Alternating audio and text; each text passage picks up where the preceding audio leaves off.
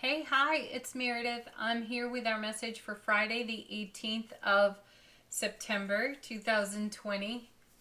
We're using Lightseer's Tarot for our message today. And our three cards from the bottom of the deck, our overall theme in the day. Our first is the Four of Swords. Well, the rest and relaxation continues if we're able. Make space for that. One of the things I like about the Four of Swords in this particular deck, the Lightseer's Tarot, you have this little red heart here. And I feel that it is the Three of Swords without the swords in it. You know, we pulled those out. There's a bit of recovery on this card. It is rest, relaxation, rejuvenation, and it is a preparedness card for whatever comes next. And it's a 4, so it's really stable. So there is a bit of a thought process going on here. The Suit of Swords is all about thought, the mental process. And yeah, I feel recovery. And recovery can be considered in terms of how we once thought about something, an experience, maybe even a recent experience, and now how we are rethinking it.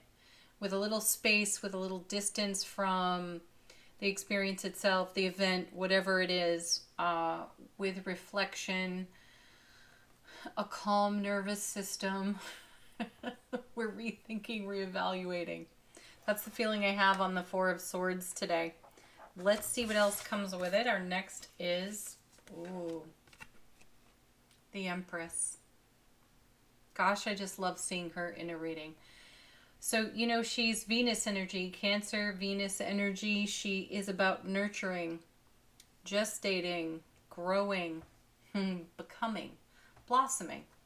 Becoming and blossoming, I feel those energies most influence the card today. And they have an influence on this Four of Swords. We are allowing something to blossom and to become. Where's it going? Right into the High Priestess. So we have number 2 and number 3 here yet again in the tarot. I think we saw this combination this week. We've seen a lot of the Empress. We've seen a lot of the Sun, the Death card. The High Priestess has been popping up for us. Paying attention to our intuition. That message does not leave us alone. I really sense that our gifts are heightened. They're a bit on overdrive when it comes to our intuition. And that is not a negative. That's supernaturally awesome. So I say go with the flow. The cards say go with the flow. And I now, as I'm looking at the Four of Swords, I feel a mindfulness, Suit of Swords, mind, thought, a mindfulness for where we invest our precious energy, our life force, our soul force. And we are being mindful in our intuitive energy. We're being mindful here with the Empress, and then again here in the Four of Swords. We're choosing wisely. That's what I sense here. We are choosing wisely the caliber of energy we wish to engage, connect, play, dance, sing, blossom, and become with is really high vibe at this time, and we're accepting nothing less than that. Oh, that's great. And then, oh my goodness, look. The Emperor. Again. We've seen a lot of him too. And I like that he's here with his Empress. That is a thing of beauty for me in tarot. They are the mother and the father of tarot. We have divine feminine, divine masculine here. We have lots of wisdom shared past between the two of them. They speak to a harmony when they show up together in a reading. They speak to a harmony within us. They are speaking to a harmony within our intuitive gifts and how keenly we are aware and attentive to them. And here with the Four of Swords, I really sense a grace and an ease within us. We are not overextending ourselves at this time. We are extremely mindful of what feels right and good and solid and stable, and we're going for that. Coming with our Emperor is Eight of Swords. Sorry, I got distracted there briefly. Yeah, Eight of Swords, mental trap. It's an 8, so there's movement on it.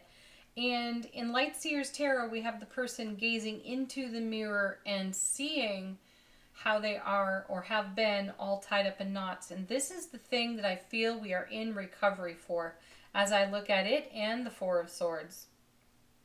So this 8 is also super stable because it's a double 4. And I really do connect with the message that we received on repeat last week, that we were the target of someone else's projection and we were not having it. I know that it's come up more than once. I know that I'm repeating myself here, but there is a bit of recovery that has taken place. I don't feel that the Eight of Swords is a disturbance in our force in this present moment, in these present experiences. I feel that this is actually behind us. And we are rejuvenated because of it, because we did not go down an old rabbit hole. We didn't adhere to some old story that we used to tell ourselves. I sense that we rose up. We stood up for our own selves in that experience, however it unfolded for each of us. We paid attention to our intuition. We listened to our higher awareness, and it kept us in a state of grace. And the bit of recovery that's going on there is the breaking of an old pattern. You know, we were seeing the devil, the temptation to do what's familiar. So we're breaking the pattern of what has been familiar to us. Yes, worth celebrating. Oh, wow, is it ever worth celebrating? Because there is the Ace of Cups for us. Yes, this is exactly what has kept us in the overflow. We didn't drain ourselves. We didn't drain our cup. We didn't, as I said, go down that rabbit hole, tell that old story to ourselves. We kept the flow going, and the universe continues to pour it out on us. You know, it's a divine and cosmic gift of pure, raw, loving, happy bliss into our world. And we stayed grounded, centered, and connected with that. That's a blossoming, that's a becoming, because this is, in some ways, a new default. The old story is gone. The new default is staying connected to your happiness, this overflow. That is beautiful. And coming with it, goodness, look at that, the Lovers. The choice to remain in a state of happiness and grace with the self, no matter what shows up in front of you. More divine masculine, divine feminine within self-relationship here. Emperor, Empress, now the Lovers, and the choice to maintain. Be a great vessel for this overflowing Ace of Cups. Oh my gosh. You know, I swear, he's been showing up in the center of the reading for days, right? And here he is with the High Priestess. Yet again, more divine feminine, divine masculine energy. Whew. So, simultaneous endings and beginnings. This is us putting to rest the old story, the old way of being, what was familiar, and the new beginning, the fresh start in the blossoming, the becoming. Empress coming with, Nine of Wands. We had the fortitude, we had the endurance to see ourselves through all of the unfolding experiences in our energy atmosphere, our sphere of influence. And we have come through these experiences like an emperor and an empress, deeply connected, keenly aware of our intuitive gifts. High Priestess, Death card. And what is it bringing us but the Sun once more? Oh, the message continues for us. We have such a great foundation, such a great atmosphere, brilliant clarity, more love and bliss, the happiest card in tarot showing up in the middle of all of this, and the continuing confirmation to stick with what we are doing because it is really, really working for us.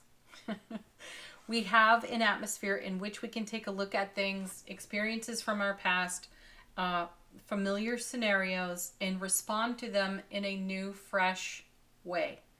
We're taking action on that. And it may be in the simplest of ways for each and every one of us, but it creates a profound ripple effect in broadcast. And it allows us to maintain a presence of heart space on overflow with ourselves, self-relationship, and you know that that blesses and reaches out to absolutely every interaction we have. Oh my gosh, I just looked at the next card, and here it is once more, 10 of Cups. I wish I could light fireworks off on my table right now. Or have sparklers going, because yes, fantastic. Another of the happiest cards in tarot, the Ace of Cups to the power of 10. Here in the reading. How beautiful is that? This is exactly what you're building, maintaining, giving birth to, choosing wisely for, on repeat. You are not, what's the word? You are not compromising. We talked about that earlier this week. You are not compromising this bliss. It's your #1 priority, and good on you, because fabulous work, people. Amazing spiritual journey work right there. As if we need more, but why not? Angel Answers. Ask a question if you have one. The cards could be a fresh message or confirmation to something unrelated. Emphatic yes. Emphatically be of service. Be of service. Be assertive. Oh, that's cute. Yes, emphatically be of service and be assertive while you're doing it. Oh my gosh. Next.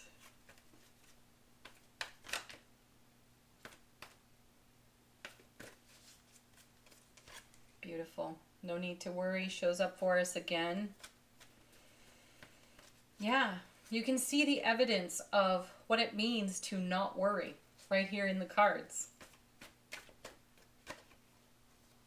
Oh my gosh. I've seen big happy changes fly by 3 times here.